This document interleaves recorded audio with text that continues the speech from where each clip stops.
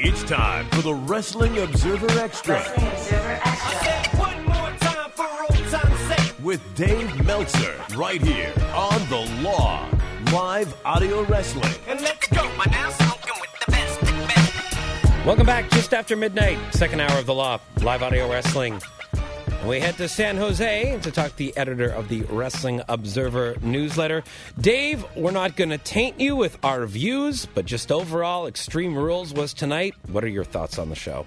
I thought that the four-way and the main event were excellent, and the rest of the card was kind of like forgettable.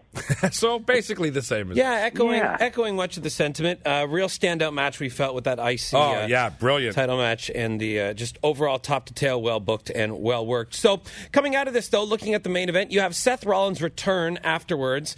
If there's an immediate program here with Reigns and Rollins, what do you see AJ Styles doing at this point? Probably the ladder match, Money in the Bank. Yeah. So I could see a real loaded Money in the Bank match with some of the guys that were in the four-way as well. Right, exactly. And I'm not sure where Miz fits in. They'll probably have a match for him. But I think that like Owens and Sami Zayn and AJ Styles and Cesaro could all be in that match, yeah. That's one doozy of a match. Yeah. And, the hot topic on the show tonight just organically has gone to who's the favorite to come out of Money in the Bank this year with that briefcase. Kevin Owens. That's what we were saying too. Yeah. Yeah. I mean, I haven't really thought about it very hard, but when I kind of look at the show tonight, you could go with Styles, but it always fits better with the heel. Yeah. And he's the heel. And just imagine how great his promos would be, Dave, with the briefcase. Like, he would be amazing. Yeah. Yeah.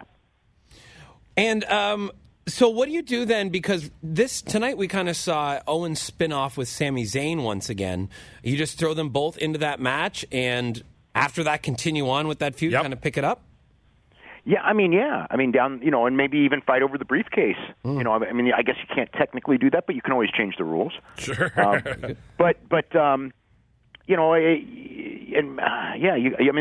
could do a program with that, for sure. Big news that happened today beyond the pay-per-view was the release of Cody Rhodes. An agreed-upon release. It seemed he asked for it. He asked for it. He asked for the release and got it. And he has written a very long, well, not a very long, but, a note about why he wanted this release. And he took a couple shots here at the head writers of Raw and SmackDown. And do you think this is echoing many of the sentiments of the guys behind the scenes, Dave? Yeah, but you know what? Okay, so I actually need to ask some more people about like the whole thing. It's a funny thing because it was kind of it was like a hard thing to like really figure out because I still don't exactly know why he quit. But I have a pretty good feel for it now. But so much when sometimes the writers sometimes when they're criticized when it comes to like certain storylines and stuff, but at the end it's still Vince. And when it comes to like him talking about like making pitches to these guys and they're not listening, they probably had the directive from above that, hey, we're not pushing this guy. So it's really Vince. Sometimes it's like when J.J. Dillon or J.R. or John Laurinaitis or somebody would have to fire somebody or tell them bad news, and the guys go, well, Vince liked me, but goddamn, John Laurinaitis hated me. And I was really thinking, do you really not know this business at all? Yeah. And I kind of read, and Cody's been around. That's why I need to talk to some people, because when I read it, I thought like, you've been around for years. Your father, knows the business better than almost anyone. It's like those guys are told who they can push and who they can't. It's like, so if you're coming in the position that you're in and you're coming up with ideas, they're probably not going to listen because they already know that, hey, the guy at the top has already closed his mind to you for whatever reason. Yeah, it's definitely a sad situation because it's apparent that that's really what's happened. He's just not happy with what they've done with him. He himself mentioned acting and other things, but do you think he'll show up? TNA or something like that, or he states right at the end of his explanation. Yeah, he wants to wrestle. Yeah, he's a wrestler. Yeah. Well. I don't know where else he would go. I can't see him going to Ring of Honor. I don't see him as a good fit for Ring of Honor at all. Maybe for an appearance for about a month's worth of appearances like Del Rio did. But as a regular, no, I don't think it really fits well. Unless he's got something he wants to prove, right. like Drew Galloway. Right. That like, hey, they screwed me and I'm a really good wrestler and I never got to show it. And then Ring of Honor would be a place you would want to go. TNA, there's so many questions about TNA. I mean, if they get money and they're solid, yes. But we don't know that that's going to happen. Mm-hmm. And then the only other place to go is New Japan. Would they be interested in him? I don't know about that either. Maybe yes, maybe no. And would he be interested? Who knows? I don't know.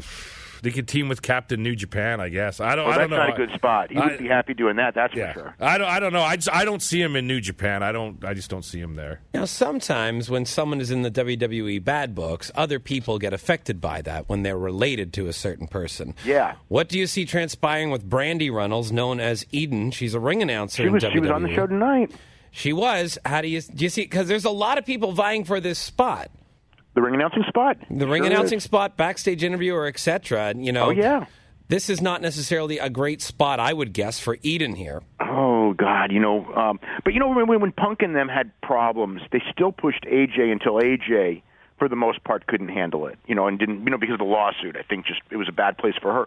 But everyone was going like, oh, they're going to bury AJ because of Punk, and they really didn't.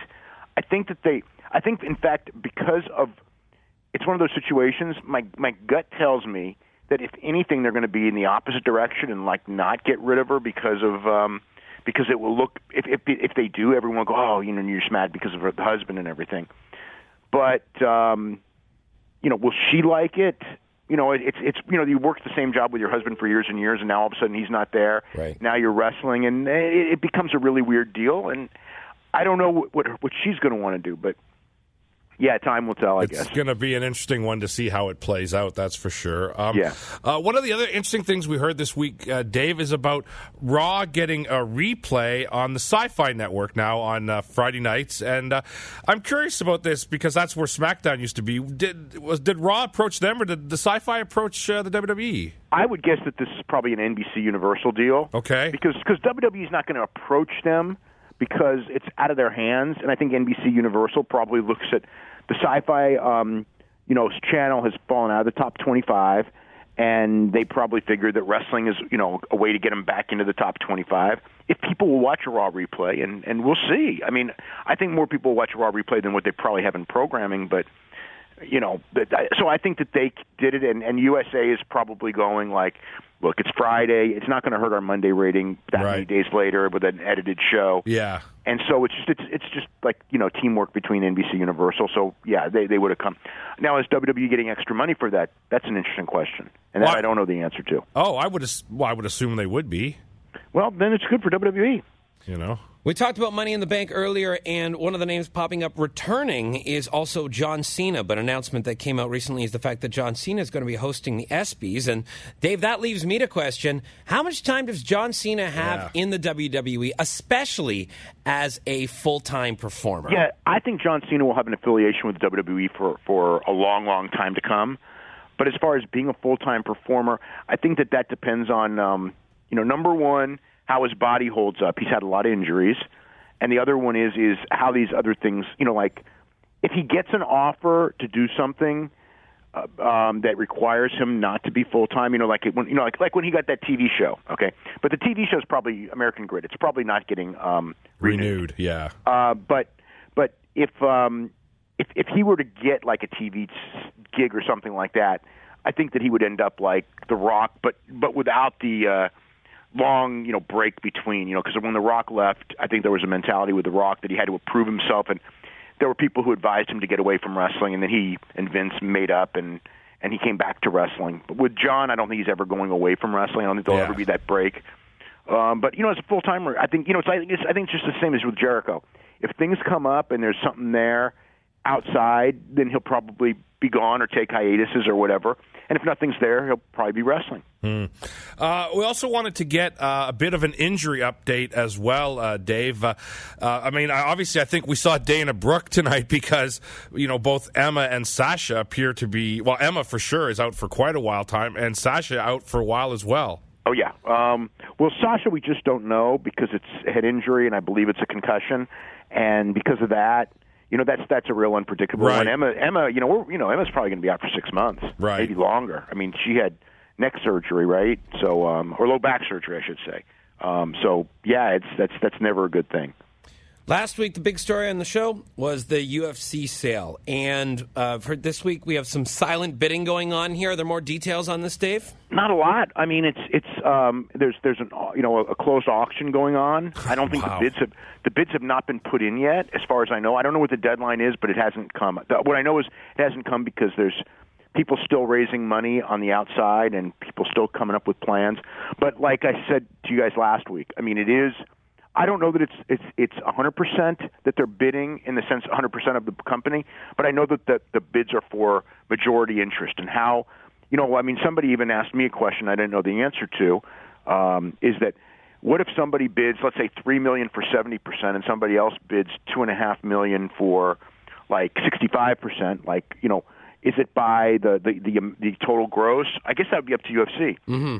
Yeah. That would make sense, whatever deal that they feel is best for them. I'm still curious, too, Dave. Any insight, again, do you think if Dana White, would he stick around? Or that's up to Dana. I think that my gut tells me that it's the people who buy it would want to keep Dana White. No matter who it is, they would want to keep him. So I think he's kind of in a good driver's seat because he kind of knows that everyone wants to play ball with him. I mean, maybe someone will buy it if doesn't want him, but I would think that's a bad move, and I wouldn't think somebody would do that. Now, somebody who says they will leave the company if it gets sold, Joe Rogan, this interview he did, Dave, it really sounds like he's had enough.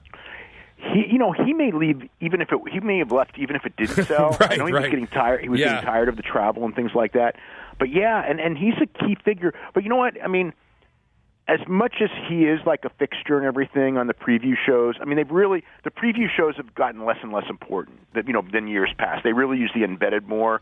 And then the other thing is obviously as far as they've got a lot of analysts, like Brian Stan does a really good job. So it's not like it was like 7-8 years ago, I think, where it would be a bigger loss, where he was like, Michael, like when they have a show and Mike Goldberg and Joe Rogan aren't doing the announcing, I don't even think twice. I mean, I like all the announcers. They got a lot of good ones. So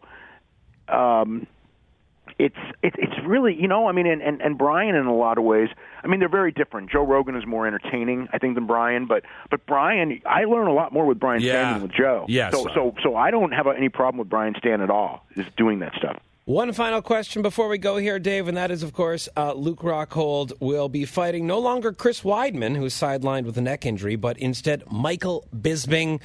Bisping is taking this fight on very short notice. What do you think his chances are here? Very, very slim. Yeah. I think it would have to be Luke Rockhold gets a fluke injury in the fight, and even then, it'd have to be pretty darn serious. I mean, I remember, I watched that first fight, and it was, you know what I mean? I mean, it was not a contest. I mean, Luke Rockhold, just too big, too young, too strong, too everything for Bisping. The one thing Bisping's a great promoter, and maybe he'll be able to talk people into it. And there is this, he's in a spot in his career, where, I always use the Jimmy Connors analogy at the end of his career from and Ricky Choshu and all that. And he is in that spot, where the guy where his whole career, everybody didn't like him. But then at the end, they started kind of having sympathy for him, like, God, you know what? But he is pretty entertaining, and he's been around for, 10 years, 11 years, and he's never really, he's always come close, but he's never gotten that shot, and now he's got the shot. And Luke Rockhold makes a natural villain anyway to people, so I think that you got that, and, Bisping's from L.A., living in L.A., so that helps, although, Rockhold's a California guy by origin, so, but, yeah, it's, I don't like Bisping's chances, but I do. It is a good story. It's a good story. I don't know if he can pull the story off. And I think I could very well see Bisping hang it up after this fight, because I think this is where he's finally got to where he wanted to be. He's got the title shot. If he doesn't win, he's at the tail end. He's got all the eye problems anyway. Dave, what is coming up in the Observer this week? I guess we're going to find out on Tuesday. I got some business analysis that I've already written. But as far as everything else, coverage of the Super Junior tournament, coverage of tonight, where, Money in the Bank, because I'm sure that we're going to, get a lot of Money in the Bank news on Monday and Tuesday. And, maybe, hey, look, they went to India for a reason, as far as Dixie Carter and John Gaborick. So something may break out of that too. Wow. All right. Interesting. Well, we will tune into that, and we'll talk to you next week at this very same time. Okay, have a great week. You too, Dave Meltzer, WrestlingObserver.com. Find him there. Read his stuff. Listen to his podcast.